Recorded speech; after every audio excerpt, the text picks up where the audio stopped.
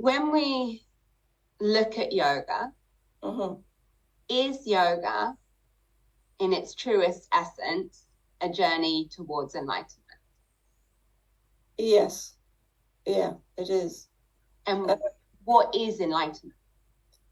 So enlightenment, I would say, is being completely in harmony with your reality as pure consciousness, spirit, essence, which doesn't exclude anything. It doesn't exclude the body and the form and all of the manifestation. But when you are really in harmony with what you are, there's so much more ease. You're in harmony with pure love, with pure freedom, with pure ease, with blissfulness. And that's where you're living from, and that's what you're knowing yourself as. And in Sanskrit, I find there's so many different words that circle around the same topic. Ananda, samadhi. What would you say are the different Sanskrit words that equate to enlightenment? Probably moksha is the one that I would, which means liberation. And it's that complete identification with freedom, basically. And so Ananda is a quality of that. The bliss that we experience is a quality that comes when you're in harmony with that. Yeah. And samadhi is I mean, there's many different ways you can talk about it, but it's a state where, on the path of coming to know yourself as that, you can just be that and drop everything else for moments or periods of time, kind of so that you familiarize or get a chance just to be that and not everything else for a moment. Okay, so samadhi is almost a state of being that we can come in and out of. Yes. Ananda is a product of being in that state of being. And also a quality of ourself. Like it is Sat Chit Ananda is pure existence, pure consciousness, pure bliss. That's said to be the nature of the self. So say that again, that was so beautiful. Yes, Sat Chit Ananda. So pure existence, Sat, pure consciousness, Chit, and pure bliss, Ananda. So that's a description of that essence of our own inner self. Yeah. And moksha being, as you said, the word liberation, made me think back to what you said a moment ago about actually having had that experience of sensing oneness and then releasing all of the challenges of everyday life. Yeah. And in a way, I had to kind of go back to the beginning, to do that. And so that's what all of the yoga practices are about, as much as anything else, because we live in a world so full of rajas and tamas in terms of gunas, that we just need to find ways of increasing the sattva. And, I just said Sat, Chit, Ananda. So Sat is that existence, truth. Sattva is the guna that allows you to know yourself as that. I've never connected those two together. Yeah. So,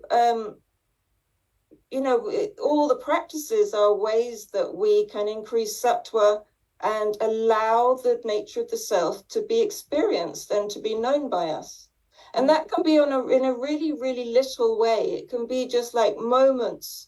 It can just be that moment of stillness and peace after a yoga class. It doesn't have, I think when we're talking about how to connect people to spirituality, it's a way of seeing and letting people understand the experiences they're already having.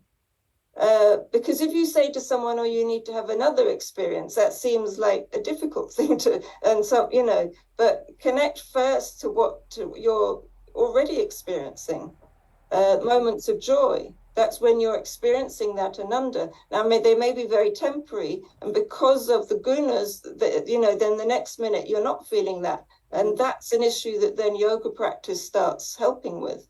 But that joy is the same joy. It's not some other joy. It is the joy of the self. It's almost just the being present in it fully and completely. Yes. Yeah. And noticing it. Yeah, exactly. Yeah. So much I think of yoga is about attention, is about noticing. And attention is so powerful in itself that, it really, it's everything. Attention is everything. Yeah.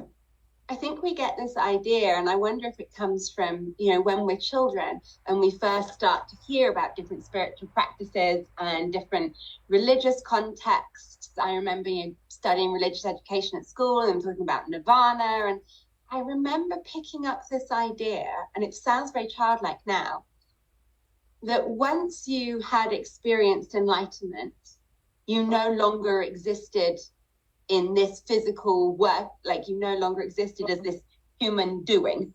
Is that just a total childlike misunderstanding? I think I thought you went as a child. I don't think it's you're unique in that understanding. I think it's a kind of common misunderstanding. Because of people's sense that the body and the spirit are separate, people think, if you know yourself as spirit, then you must not be able to have a body. But actually, enlightenment, when it comes, you realize the body and the spirit aren't separate. They're the same thing. The body is just an expression of the spirit. So of course you can have a body. It has nothing to do with it in a way. There is a particular state of enlightenment that's what is it? Videyamukti, and that is without a body, but that's a particular kind of state, which you don't really have to go into, but you can wait for that one. But yeah, so definitely have a body, live in the world. Where else are you going to live? So then, that's already answered my next question. Is it possible for any of us, if we dedicate ourselves to practice, to sadhana, to become enlightened in this life? I would say yes, absolutely. Yeah. And I would also say that it's it's an ever expanding, in terms of how it manifests through a person, it's an ever expanding state. So it's not, so it may be that you're very, very clear about who you are, and yet you also are dealing with psychological kind of sanskara or things that need to be kind of worked out, ironed out, and you're not quite free from those things. And so that's, I think, quite a lot of the teachers that I see online and so on, and they present themselves as enlightened. My sense is quite a lot of them probably do have, I'm not saying, I don't know if they're enlightened or not. It's difficult. I knew my teacher was, but I sat with him and there was something that was transmitted. So I would say that, yes, it's possible, but it's also a process. So it may not, it's unlikely, let's say, that if you're an ordinary person with all sorts of baggage, which many people, most people, everybody comes with, it's unlikely all of that's just going to disappear and you're going to be this different personality with free and nothing bothers you. That is very, very unlikely. However, what can happen is just quiet inner growing of absolute assurance of what you are, and that gradually over time kind of displacing the stuff, the conditioning that's built up from a sense of being something so limited and small that we're told we are. I think that is the most helpful thing I have ever heard on this topic. And Excellent. Because I think And a couple of things you were saying there, I think we think about it so binary, so black and white. You're a normal, you're enlightened, and then that there's a final destination. Yeah. Rather than actually. I mean, I think the thing is, because there have been over time, you know, Ramana Maharshi, for example, is one of them. Some extraordinary teachers who the explanation I would give is they came at a different level of consciousness, and they've lived previous lives where so many things must have already got worked out, and they were just these extraordinary beings. And so I think people think, well, I can't be like that, so why bother? But what I would say is that the path to enlightenment is the path to happiness. Like, you know, it's the path to freedom. It's the path to ease and just being absolutely okay in yourself.